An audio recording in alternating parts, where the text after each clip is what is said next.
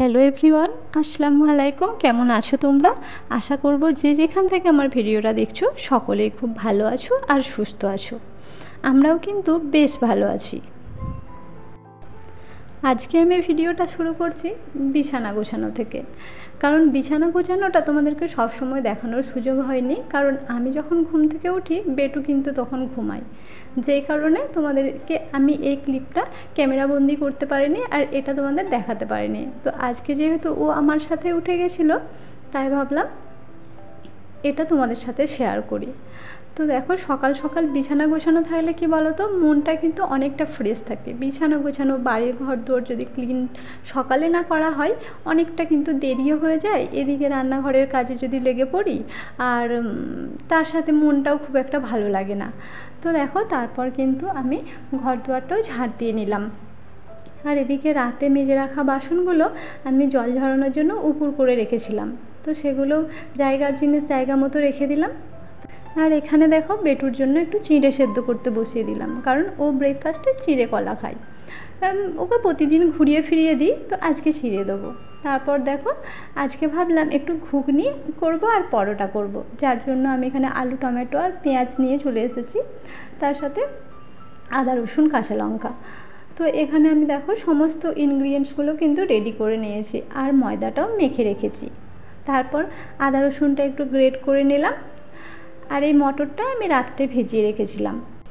আর কি বলো তো, ঘুগনি করতে কিন্তু খুব একটা বেশি সময় লাগে না।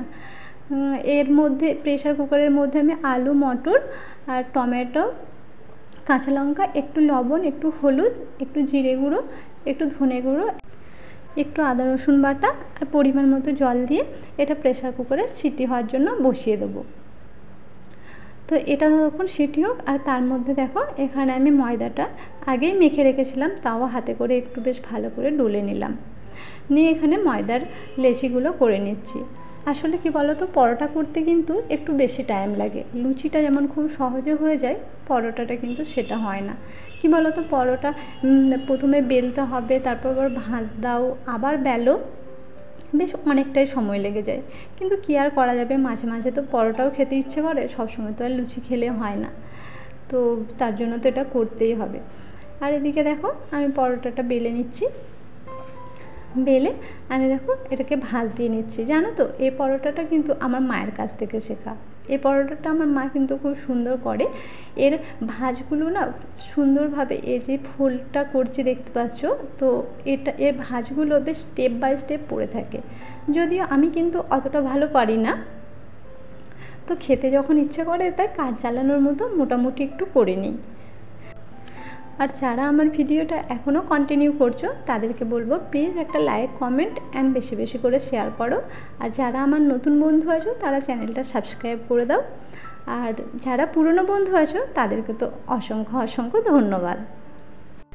তো দেখো, আমি কিন্তু পরোটাটা বেলতে শুরু করার আগে বেটুকে কিন্তু খাইয়ে দিয়েছি। ওর কিন্তু খাওয়া হয়ে গেছে, কারণ ওর খাওয়াটা আমি সবসময় টাইম টু টাইম করানোরই চেষ্টা করি। আর এদিকে দেখো, আমার কিন্তু সমস্ত পিঠেগুলো ভাজ দেওয়া হয়ে গেছে। তো সমস্ত পিঠেগুলো ভাজ দিয়ে নিয়েছি। এরপর আমি কিন্তু এগুলো বেলে নেবো। বেলে আগে পরপর সবগুলো আগে বেলে একটা জায়গার মধ্যে রেখে দিয়ে তারপর একটা একটা করে সেঁকে নেবো। নাহলে কি বলো তো, একটা করে বেলা একটা করে সেঁকা একটু চাপের হয়ে যায়। সেই জন্য দেখো, এই থালাটার মধ্যে আমি একটু ময়দা মাখিয়ে নিয়েছি, কারণ যেহেতু এটা তেল দিয়ে বেলছি, কি বলো, থালার মধ্যে লেগে যাওয়ার ভয় আছে, তাহলে পরোটাগুলো কিন্তু আর গোল থাকবে না। সেই জন্য আমি থালাটার মধ্যে আগে একটু ময়দা মাখিয়ে নিয়েছি। ময়দা মাখানোর পর এগুলো কিন্তু একটা একটা করে বেলে নিয়েছি। আমার কিন্তু পরোটা বেলা কমপ্লিট। এরপর তেলের মধ্যে দিয়ে শুধু সেঁকে নেওয়ার পালা। তো দেখো, এখানে কিন্তু আমি কড়াই বসিয়ে দিয়েছি, বসিয়ে পরোটাটাও সেঁকতে বসিয়ে দিলাম। এই পরোটাগুলো কিন্তু খেতে খুব সুন্দর হয়, যেমন দেখতে দেখছো সুন্দর হয়েছে, খেতেও কিন্তু অসম্ভব সুন্দর। তোমরা এরকমভাবে ভাঁজ দিয়ে একদিন বানিয়ে দেখবে, খেতে খুব ভালো লাগে। কারণ এর যে ফোল্ডগুলো হয় না, খুব সুন্দর, পুরো যেমন লাচ্চা হয় সেরকম লাচ্চার মতো এর ফোল্ডগুলো হয়।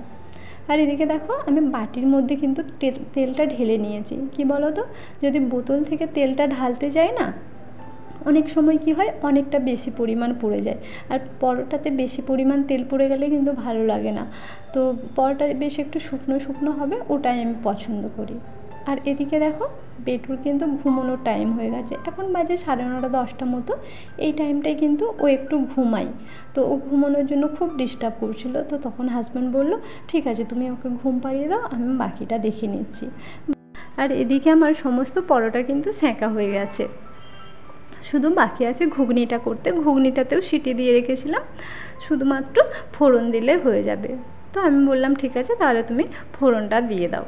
আর এদিকে সমস্ত কিছু কাটাকুটি ছিল, ওর মতো করে একটু ক্যামেরা ধরে, আমি বললাম একটু ক্যামেরা ধরে ক্লিপটা নিয়ে নেবে, তো ওর মতো করে একটু ক্যামেরা ধরে ক্লিপটা নিয়ে এসে।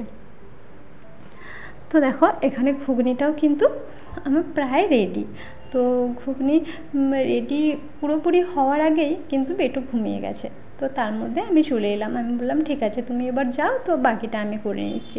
এবার ঘুগনিটাতে একটু এভারেস্টের গুঁড়ো মশলা দিয়ে দিলাম, দিয়ে ফুটে গেল, ব্যাস নামিয়ে নিলাম। আর ঘুগনির সাথে পেঁয়াজ কাঁচা লঙ্কা থাকবে না, সেটা কি হয়, তাই আমি ভাবলাম একটু পেঁয়াজ কাঁচা লঙ্কা কেটে নিই।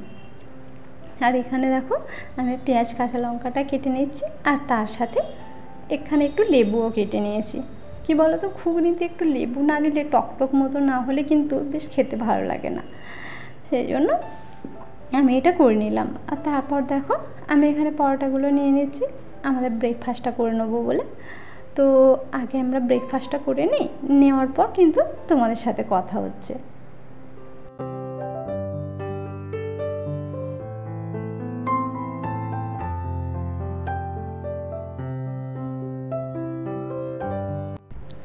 তো দেখো এদিকে আমার ব্রেকফাস্ট কমপ্লিট হয়ে গেছে, এদিকে চলে এসেছি রান্নার প্রিপারেশনে।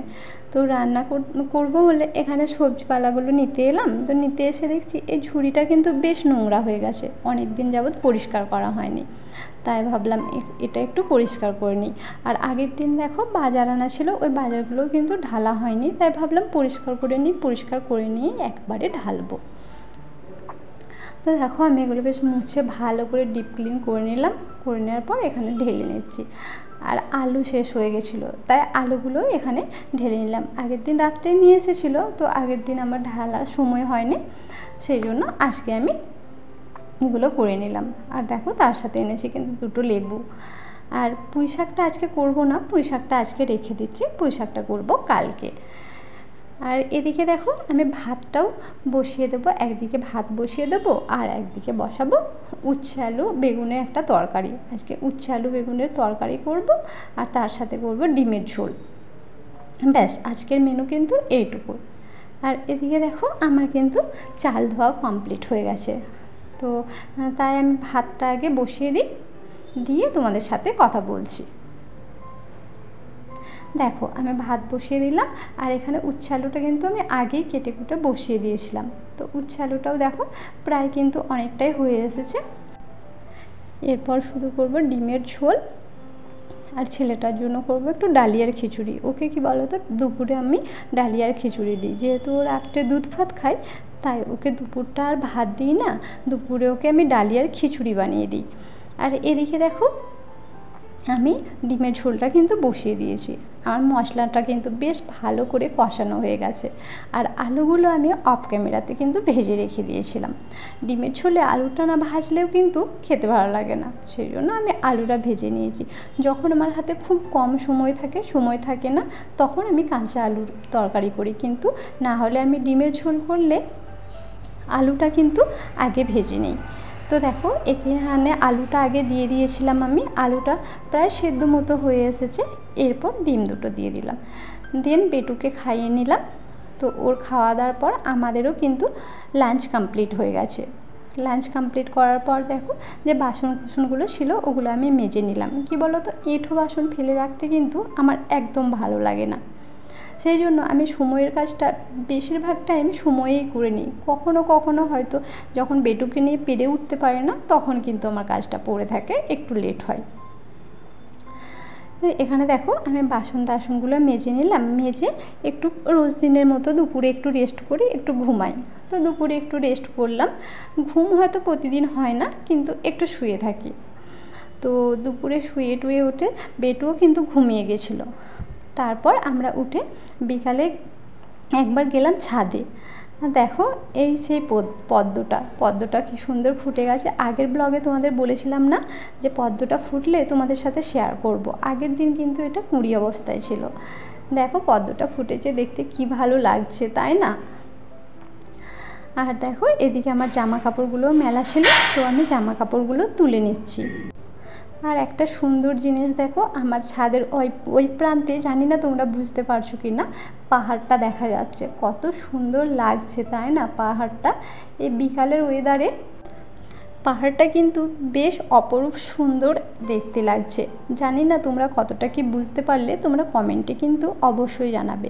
আর এদিকে দেখো আমি ব্যস্ত হয়ে পড়েছি জামা কাপড় তোলায়, আর ওর পাপা ফোনে। তার সাথে ও ছুটেছে ছাদের অপোজিট সাইডে, যেদিকটা ঘেরা নেই, যদি পড়ে যায়, তাই আমি দৌড়ে এসে ওকে ধরে নিয়ে এলাম। ওকে বলছি এদিকে ফুল গাছগুলো আছে, এদিকে থাক, এদিকে ঘোর। ও কিন্তু এদিকটাতে থাকবে না, ও সেই ওই দিকেই যাবে। আর দেখো গাছে বেশ কিছু কাঁচা লঙ্কা পেকে গেছিলো, তাই ভাবলাম কাঁচা লঙ্কাগুলো তুলে নিয়ে যাই। তরকারিতে কাঁচা লঙ্কা দিলে তার একটা অন্যরকম স্বাদ হয়। তাই আমি সব কাঁচা লঙ্কাগুলোই দেখো যতগুলো মোটামুটি পেকে গেছে সবগুলোই প্রায় তুলে নিয়েছি। দেখো কালারগুলো কি সুন্দর, পুরো লাল টকটক করছে। দেন আমরা নিচে নেমে এলাম। তো নিচে এসে দেখি হাজব্যান্ড কলা নিয়ে এসেছিলো ছেলের জন্য, আর এখানে নিয়ে এসেছে দুধ। তো কলাটা আমি ঝুড়ির মধ্যে রেখে দিলাম, আর দুধটা ছেঁকে নিলাম। আর বাকি কিছুটা দুধ দেখো আমি রেখে দিয়েছি এটা চা খাওয়ার জন্য। দেন আমি ডিনার করে নেব। তো আজকের ভিডিওটা এই পর্যন্তই রাখছি। ভিডিওর কোথাও কোনো কিছু যদি তোমাদের ভালো লেগে থাকে, একটা লাইক, কমেন্ট অ্যান্ড শেয়ার করো। আর যারা আমার নতুন বন্ধু আছো, প্লিজ সাবস্ক্রাইব করে আমার পাশে থেকো। দেখা হচ্ছে নেক্সট ভিডিও।